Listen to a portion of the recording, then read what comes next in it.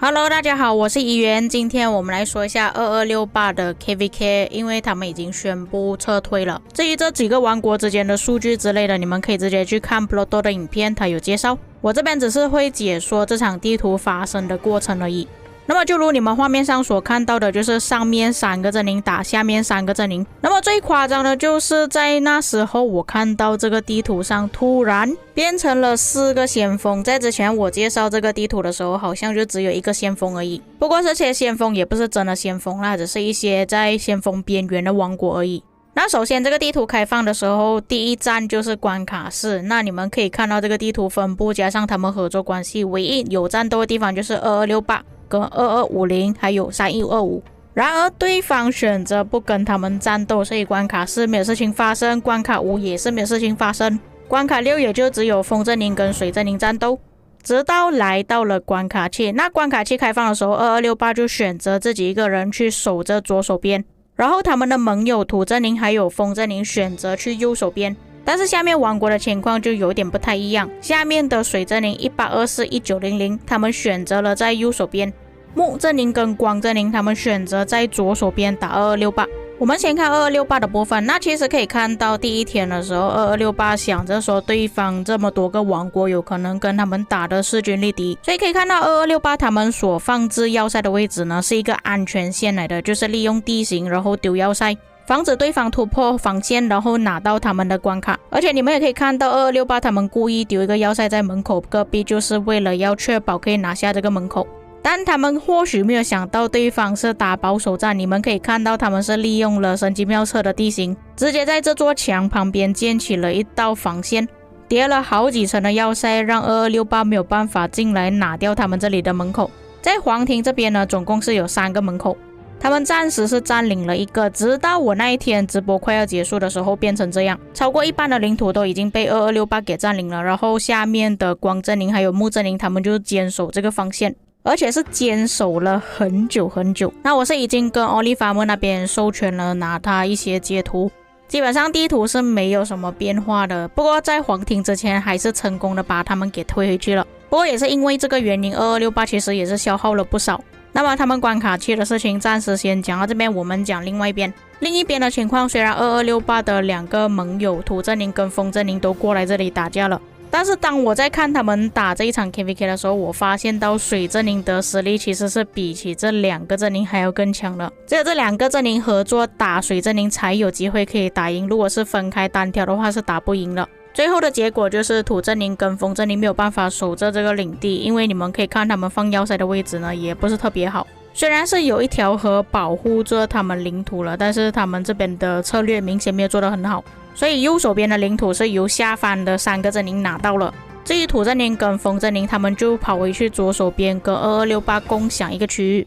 刚好均匀分配，两边都有3个门口可以进入皇庭，还有就是中间的位置也是一样，1人1个的关系，所以他们也可以从中间开始建旗帜下来。那关卡8开放的位置呢，其实也是已经用要塞挡着门口了，所以基本上也是没有什么东西可以讲，直到我们看关卡9皇庭开放。那么在皇庭开放的第一天，各位也可以看到旗帜的走向还有要塞的颜色，蓝色和黄色的要塞它们分别的位置就是从左手边到上面的中间，再过去右手边一点，上面蓝色的要塞也就是2268的，他们从中间开始建旗帜下来挡着对方的进入。至于左手边黄色要塞的位置，他们也是在门口前面开始建旗帜出去，不过敌人的情况也是差不多，他们也是从中间开始建旗帜出去，所以你们可以看到中间黄色的旗帜要出去的时候被拦截了。所以严格来说双方的情况都是差不多，地图的分布占领也是差不多一半一半，就连圣城周围的旗帜也是差不多接近一半一半而已。直到第2天的时候，大家看地图好像是没有什么变化，但是你们仔细看的话可以发现到上面的领土其实少了很多。原本2268的领土是从这里开始走出去的，但是现在变成这里，所以是已经退了差不多一半左右。但是下面的旗子也只是建多几根旗帜而已，但是进度没有特别快。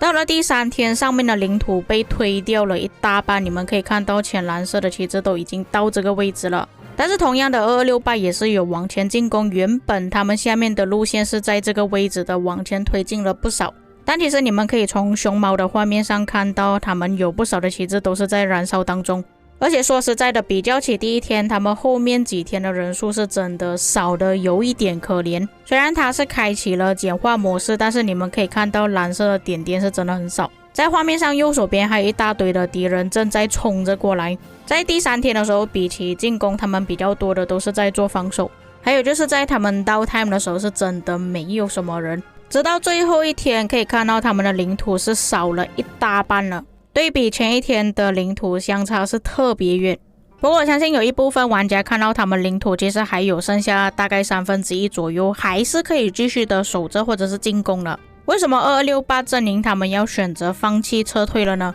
那如果是根据地图来看，确实他们其实不需要这么快撤退，还可以再继续战斗的，除非是说他们的资源加速或者是兵力不够的情况下才要选择撤退。然而在他们后方关卡器的位置已经被突破了，原本这个方向呢，他们是已经把下面的阵营给推回去了。但是你们可以看到红色的要塞，也就是蓝色的旗帜，他们已经走出去，即将要摧毁蓝色跟黄色要塞的旗帜。也就等于说，如果他们要坚持在黄庭打的话，有很大可能第一个消失的旗帜就是橙色的旗帜，也就是我画圈圈的地方，这个部分会先消失。就算他们可以把领土扩大的多大也好，但是只要门口外面的要塞被摧毁了之后，里面的旗帜全部都会失效，变成2268的盟友被迫必须要离开黄庭了。而且你们要记得，在前一天的领土可以看到下面的领土是比起上面还有更多的，如果直接断掉的话，也就变成他们下面的主力全部都没有位置给他们牵扯出去了。这个情况跟之前2489还有1960的情况差不多吧。本来是在黄庭战斗，但是在后方被敌人攻击，逼不得已只能选择撤退。他们的管理层内部也是发了公告通知各位离开这个 KVK， 他们目前的旗帜也只能暂时逗留一段时间而已，没有办法撑到圣城开放为止。所以他们现在其实也是进退两难啊。如果他们真的想要继续留在黄庭的话，就是要派一些人回去后面守着关卡器的要塞。但是在他们后面人数慢慢减少的情况下，又要派部队回去守后面关卡器的要塞，迟早在黄庭的旗帜也是会跟着一起消失。所以我觉得是迟早的问题而已，选择撤退才是最好的方法，免得浪费了一大段的时间，最后还是输掉这一场 KVK。所以有些不懂的玩家确实会觉得说，哎呀，他们太烂了，他们都还没有打完这一场 KVK 就选择放弃，还有这么多的领土。但如果是身为一个管理层、一个领导，他们要顾全大局的话，就必须要做出一个正确的选择，撤退保存实力，等下一次 KVK 才是最好的选择。至于之后有什么进展，他们会再发公告通知，这个公告里面是没有写到其他东西的，只是叫他们撤退而已。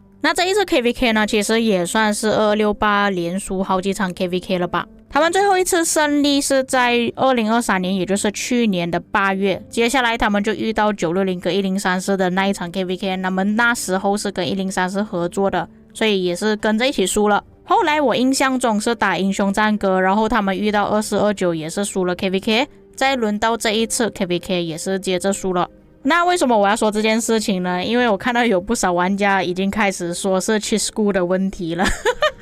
OK， 那么在国际服呢，我们除了有88诅咒之外，还有另外一个就是 cheat school 诅咒。简单的来说，就是这两个人去过的王国都会灭亡。那我之前有看过他的影片，有说过他不相信88诅咒的，那他也有可能是不相信自己的诅咒的。那我个人是觉得，那么刚好他们这两个玩家呢，一般去的王国都是在先锋王国。那先锋王国你们应该也知道，我之前也是有拍过好几个影片，讲哪一些先锋王国已经没有了。也不只是他们去过的先锋王国陨落而已，还有其他的也是一样没有了。所以严格来讲，也不能说是88或者是 cheat school 的问题，只是那么刚好他们去的王国都是先锋王国，这个问题被放大了而已。而且又那么刚好，他们每一次去的那些王国都是差不多快要没有了。像88他之前去1059的时候都是已经内战了之后88才过去的，所以他去那边也是不久之后王国就没有了。至于1412的问题更加冤枉了，88是已经离开了1412差不多1年之后，1412才打算跟960合并，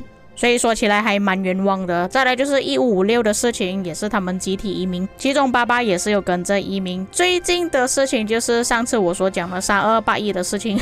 他去过一次而已，然后这个王国就说没有了，他们要移民了。不过确实这2个人的诅咒也算是国际服最鲜为人知的诅咒吧，基本上大家都知道这件事情。这个图片的玩家还蛮搞笑的，他就说要不让爸爸和 Chisco 他们在同一个王国，有可能那个王国可以复活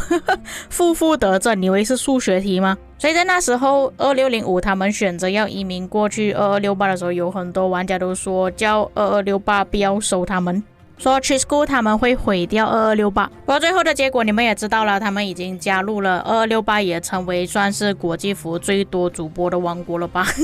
至于诅咒的事情，你们觉得可不可信呢？最后要说的，也就是因为他们这一次的 KVK 关系而造就了另外一个700亿击杀的大哥，他的击杀数即将要追上国际服第1名的玩家 Osno 了。因为我还看到 Peacemaker 他还到处迁城去别的地方，然后让别人集结或者是围殴他的城市，甚至还在继续战斗，所以有很大可能在他们 KVK 结束之前是可以超越 Osno 的。以上就是2268 KVK 的更新了，至于各位有什么看法，可以在评论区给我知道，如果哪一些地方说错的话，也可以帮我补充。我们下个影片再见。